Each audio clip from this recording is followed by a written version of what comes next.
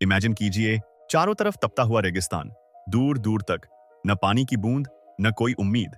लेकिन इसी रेगिस्तान के बीच एक ऐसा शहर खड़ा हो जाता है जो दुनिया का सबसे बड़ा मेट्रोपोलिस बनने वाला है।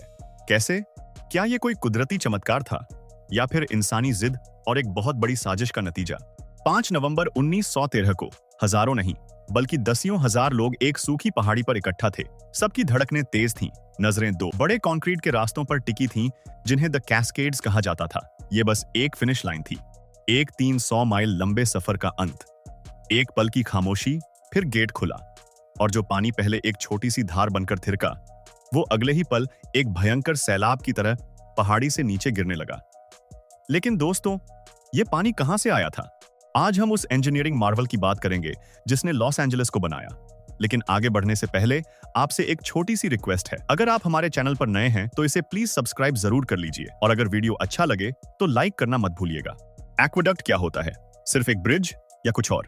जब हम एक्वेडक्ट शब्द सुनते हैं तो हमारे दिमाग में अक्सर रोमन साम्राज्य के समय के वे काफी बड़े और मजबूत स्ट्रक्चर आते हैं जो पहाड़ों और घाटियों को पार करते हुए पानी को ले जाते थे। हम कल्पना करते हैं कि पानी एक खुले ब्रिज पर बह रहा होगा, लेकिन इंजीनियरिंग की दुनिया में एक्वेडक्ट का मतलब कहीं ज्यादा बड़ा है। ये सिर्फ एक ब्रिज ही नहीं बल्कि हर वो रास्ता है जो पानी को उसके सोर्स से लेकर शहर तक पहुंचाए, चाहे वो कितना भी दूर क्यों ना हो।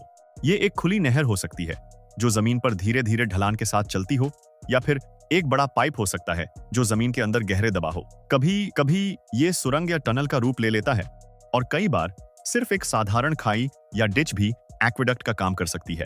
लॉस एंजलिस एक्वेडक्ट की बात करें तो ये इन सभी का एक गजब का मिक्सचर है। इसमें खुली नहरें भी हैं, लंबी सुरंगें भी हैं जो पहाड़ों के आर पार जाती हैं, बड़े बड़े प्रेशर पाइप्स भी हैं जो गहरी खाइयों को पार करते हैं, और यहाँ तक कि कई सपोर्टिंग इंफ्रास्ट्रक्चर भी हैं जो इस पूरे सिस्टम को चलाते हैं।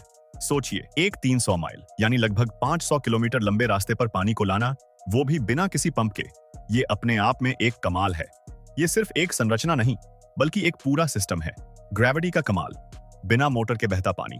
इस पूरे सिस्टम की सबसे हैरतअंगेज बात यह है कि ये एक ग्रेविटी मशीन है।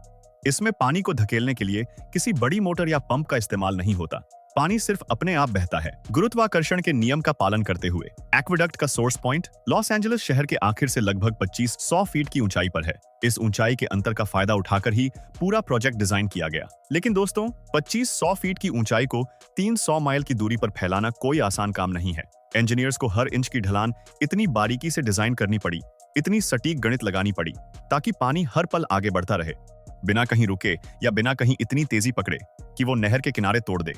अगर ढलान थोड़ी भी गलत होती, ज्यादा हुई तो पानी अनियंत्रित हो जाता, कम हुई तो रुक जाता, तो ये पूरा प्रोजेक्ट फेल हो जाता। इस लगातार ढलान को बनाए रखने के लिए एक्वेडक्ट को अक्सर ओवेंस वैली की घुमावदार जमीन और नदी घाटियों के किनारों के साथ साथ चलाना पड़ा। ये एक ऐसी चुनौती थी जिसमें जरा सी भी चूक बर्दाश्त नहीं थी। पानी के बहाव को नियंत्रित करने और उसकी गति को स्थिर रखने के लिए प्राकृतिक टोपोग्राफी का बेहद सावधानी से इस्तेमाल किया गया। ये दिखाता है कि उस दौर के इंजीनियर्स कितने दूरदर्शी और कुशल थे। इंजीनियरिंग के मुश्किल रास्ते, इन्वर्टेड साइफन्स और टनल। जब ये एक्वेडक्ट पहाड़ों और गहरी खाइयों से गुजरता है तो इंजीनियरिंग और भी कॉम्प्लेक्स हो जाती है। सिर्फ एक सीधी ढलान बनाना असंभव था। जॉबोन कैनियन एक ऐसा ही बड़ा उदाहरण है जहां पहले एक्वेडक्ट को 850 फीट नीचे उतरना पड़ता है और फिर वापस ऊपर चढ़ाना पड़ता है। इस तरह के स्ट्रक्चर को इन्वर्टेड साइफन कहते हैं। यहाँ पानी का प्रेशर अविश्वसनीय रूप से हाई होता है। 850 फीट, पानी का दबाव लगभग 370 psi यानी पाउंड्स पर स्क्वायर इंच होता है। इतने भारी दबाव को सहने के लिए इन पाइप्स को विशेष रूप से मजबूत स्टील से बनाया गया था। उस जमाने में अमेरिका के पूर्वी तट पर बड़ी स्टील फैक्ट्रीज थीं, इसलिए इन विशाल पाइप्स को ईस्ट कोस्ट में निर्मित किया गया था और फिर जहाजों के जरिए केप हॉर्न के चारों ओर घूमकर कैलिफोर्निया तक पहुंचाया गया, क्योंकि तब पनामा कनाल अभी बन ही रहा था। इस सेक्शन में ऐसे कई साइफन्स हैं, लेकिन जॉबोन कैनियन सबसे बड़ा और चुनौतीपूर्ण था। पहला Los Angeles aqueduct California aqueduct के नीचे से गुजरता है, जो स्टेट वाटर प्रोजेक्ट का हिस्सा है। यह दिखाता है कि कैसे पानी के कई विशाल सिस्टम एक साथ काम करते हैं। दिलचस्प बात यह है कि 1970 के दशक में जब दूसरा एक्वेडक्ट बनाया गया तो इंजीनियर्स ने एक अलग अप्रोच अपनाई। पहले एक्वेडक्ट ने टोपोग्राफी का बहुत सावधानी से पालन किया था ताकि एक्सपेंसिव प्रेशराइज्ड पाइप्स की जरूरत कम पड़े, क्योंकि उस समय लेबर सस्ती और मटेरियल्स महंगे थे। लेकिन 50 सालों में लेबर की कीमतें बहुत बढ़ गई थीं, जबकि मटेरियल्स उतने महंगे नहीं थे। इसलिए दूसरे एक्वेडक्ट ने अधिक डायरेक्ट रास्ता लिया, भले ही उसमें ज्यादा टनल्स और प्रेशराइज्ड कॉन्डुइट्स बनाने पड़े, जिससे लेबर कम लगी और ओवरऑल लागत कम हुई।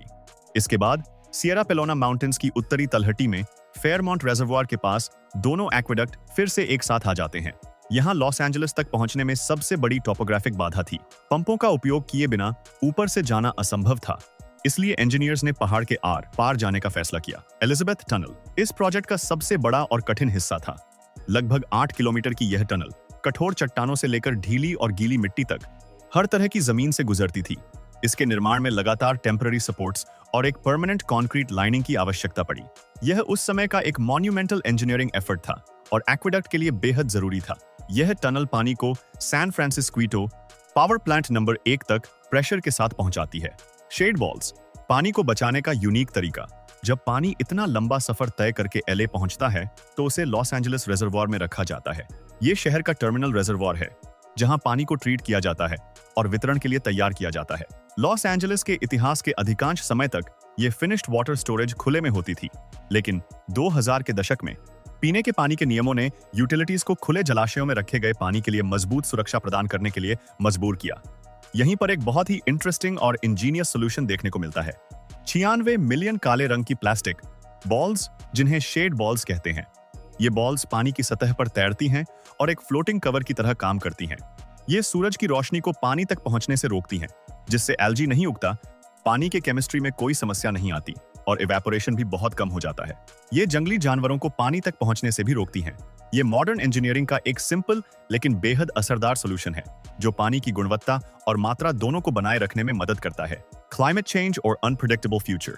आज ये एक्वेडक्ट एलए की 1/3 पानी की जरूरत पूरी करता है, लेकिन अब एक नई चुनौती खड़ी है क्लाइमेट चेंज।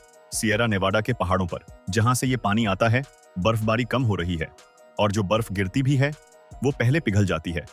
इससे पानी के बहाव में और भी अनिश्चितता आ गई है। ज्यादा उतार चढ़ाव, ऐसे साल जब पानी सही समय पर नहीं आता और नॉर्मल क्या है ये भी बता पाना मुश्किल हो गया है। कैलिफोर्निया की जलवायु हमेशा से लंबी साइकिल्स में बदलती रही है, लेकिन अब गलती की गुंजाइश बहुत कम हो गई है।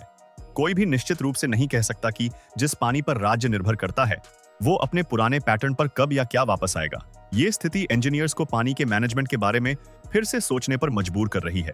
अब सिर्फ दूर से पानी खींचना ही सोल्यूशन नहीं है, बल्कि पानी को बचाना, रिसाइकल करना और स्थानीय जल स्रोतों का बेहतर प्रबंधन करना भी उतना ही महत्वपूर्ण हो गया है। इंजीनियरिंग का अगला युग सिर्फ बड़े-बड़े प्रोजेक्ट बनाने का नहीं, बल्कि स्मार्टर, अधिक टिकाऊ और पर्यावरण के प्रति ज्यादा जागरूक समाधान खोजने का होगा। क्या एम्बिशन की कोई सीमा होती है?